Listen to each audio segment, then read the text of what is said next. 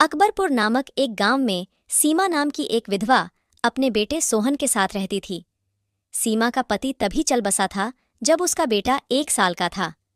सीमा अपने और अपने बेटे की जीविका गांव के पास एक जंगल में जाकर चुने हुए लकड़ियों को बेचकर चलाती थी। सीमा रोजाना जंगल में जाकर लकड़ियां इकट्ठा करके लाती और बाजार में जाकर बेच देती थीं। बेचने के बाद जो पैसा मिलता था उसका राशन लेकर आती थी। इस तरह दोनों अपनी जिंदगी जी रहे थे। धीरे धीरे समय बीतता गया। अब सोहन 8 साल का हो गया था। अब वह अपने घर का ध्यान रखने लगा था। सीमा अब उसे अपने साथ बाजार लेकर नहीं जाती थी। एक दिन सीमा को बाजार से आने में देर हो गई। शायद उस दिन उसने कोई लकड़ियां भी नहीं बेची होगी। सोहन को बहुत भूख लगी थी। वह यही सोच रहा था कि उसकी माँ अब तक बाजार से नहीं आई। बहुत देर के इंतजार के बाद माँ आई। सोहन ने कहा, माँ जल्दी से खाना बना दो, मुझे बहुत भूख लगी है। बेटे, आज जंगल में ज्यादा लकड़ियां नहीं मिलीं। जो मिली थीं उसको बेचने के बाद मैं साहूकार के पुराने पैसे चुकता करके आई हूँ। आज कुछ भी खाने को नहीं है। इतना कहकर सीमा रोने लगी। सोहन बड़ा ही समझदार और ईमानदार लड़का था। उसने कहा, रो नहीं माँ, कोई बात नहीं, आज नहीं तो कल हम खाना खा लेंगे। तुम देखना, एक दिन मैं बहुत बड़ा अफसर बनूंगा। इसके बाद मैं बहुत सारे पैसे कमाऊंगा। हमारा एक बड़ा घर होगा, तब हमें खाना खाने में कोई परेशानी नहीं होगी। फिर हम पेट भरकर खाना खाएंगे। इसके बाद दोनों भूखे ही सो गए। सुबह जब उठे तो देखा कि बारिश जोरों से हो रही है।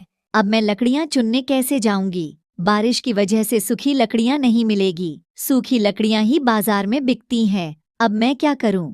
तुम परेशान मत हो माँ, हम जंगल की दूसरी तरफ लकड़ियां चुनने जाएंगे। थोड़ी देर बाद बारिश रुक गई।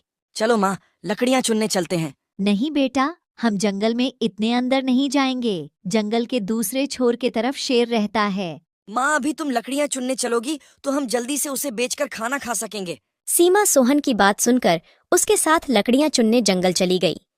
सूखी लकड़ियों की तलाश में दोनों जंगल के काफी अंदर तक चले गए। सीमा लकड़ियां देख रही थी। तभी सोहन अचानक गायब हो जाता है। सीमा उसे न देखकर घबरा जाती है। इधर सोहन को जंगल में एक शेर जख्मी हालत में बेहोश पड़ा हुआ दिखाई देता है। वह शेर के जख्मों पर जड़ी बूटी लगा देता है। अब शेर को अच्छा लगने लगा था। उसे अब दर्द नहीं हो रहा था। अब वह सोहन का दोस्त बन गया था। तभी सोहन उसकी माँ के पास जाता है। कहाँ चले गए थे बेटा? मैं ढूंढ ढूंढ के कितना परेशान हो गई। सोहन के पीछे शेर को खड़ा देखकर सीमा सन्न रह गई। अरे शेर, भाग बेटा यहाँ से, नहीं तो यह शेर तुम्हें खा लेगा। तुम डरो मत मान शेर, हमें कुछ नहीं करेगा। ये अब हमारा दोस्त बन गया है। ये बहुत जख्मी हालत में बेहोश पड़ा था। मैंने इसके जख्मों पर जड़ी बूटी का लेप लगा दिया है। अभी यह चल फिर सकता है।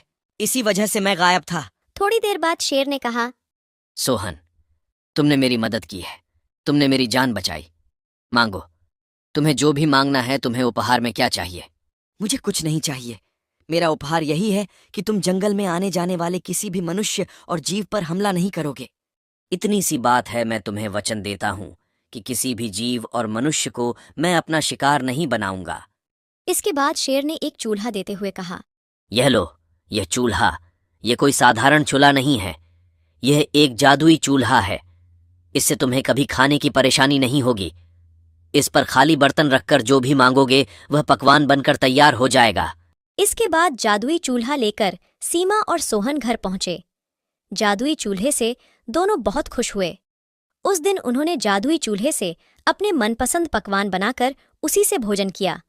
अब वह दोनों रोज नए नए पकवान बनाकर खाने लगे। सीमा ने अब जंगल में लकड़ियां चुनने का काम छोड़ दिया था। उन्हें अब घर बैठे ही खाना मिल जाता था। कुछ दिन यूं ही बीत जाते हैं। अब सोहन काफी बड़ा हो गया था। सोहन को घर बैठे ही खाना मिल जाता था, इसलिए उसने अभी तक किसी कामकाज के बारे में सोचा नहीं था। वह बिल्कुल निष्क्रिय हो गया था। इस बात की चिंता उसकी माँ सीमा को होने लगी। एक दिन सीमा ने अपने बेटे से कहा, बेटे, हम कब तक जादुई चूल्हे के भरोसे बैठे रहेंगे? तू शहर जाकर कोई नौकरी क्यों नहीं देखता? कब तक तू यूं बैठा रहेगा? जादुई चूल्हा सिर्फ खाना दे सकता है। सोहन अपनी माँ की बात सुनकर मुंह फेर लेता है और कहता है, माँ, जादुई चूल्हे से हमें घर बैठे खाना मिल रहा है।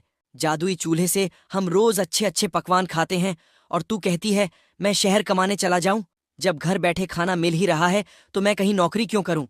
सोहन की बात सुनकर सीमा कुछ नहीं कहती और वहां से चली जाती है। एक दिन जादुई चूल्हा घर से ही गायब हो जाता है। सीमा और सोहन दोनों सन्न रह जाते हैं। सोहन चूल्हा बहुत ढूंढता है पर उसे कहीं नहीं मिलता। मुझे पता है माँ कि ये हमारे पड़ोसियों का ही काम है। जरूर उन्होंने ही हमारा जादुई चूल्हा चुराया है। अब तो तू शहर जा, नौकरी कर देख। हमने इतने साल बैठकर खाना खाया है और अपना शरीर भी नहीं चलाया, इसलिए अन्न देवता नाराज हो गए हैं।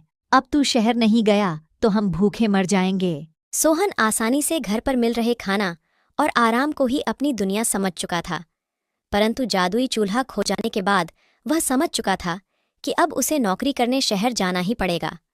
सोहन अगले दिन ही नौकरी करने शहर चला गया। सीमा भी यही चाहती थी। सोहन 5 साल बाद शहर से कमाकर अपने गांव आया। सोहन और उसकी मां का रहन सहन बदल चुका था। जब से सोहन शहर गया तभी से अच्छा पैसा कमाया। उसने अच्छा घर खरीदा और वह बहुत अमीर बन चुका था। घर पर आते ही सोहन को किचन में जादुई चूल्हा दिखा। माँ, तुमने तो कहा था जादुई चूल्हा खो गया है, यहाँ कैसे आया? बेटे, वह तो शहर भेजने के लिए। मैंने तुझसे झूठ बोला था। मैंने चूल्हे को छुपा दिया था, तभी तो तू शहर गया, इतना बड़ा आदमी बनकर आया। तू शुरू से ही अमीर होने के सपने देखता था, आज तू बड़ा आदमी बनकर आया है। तू ठीक कहती है माँ, आज तुम्हारी वजह से मैं बड़ा आदमी बन पाया हूँ।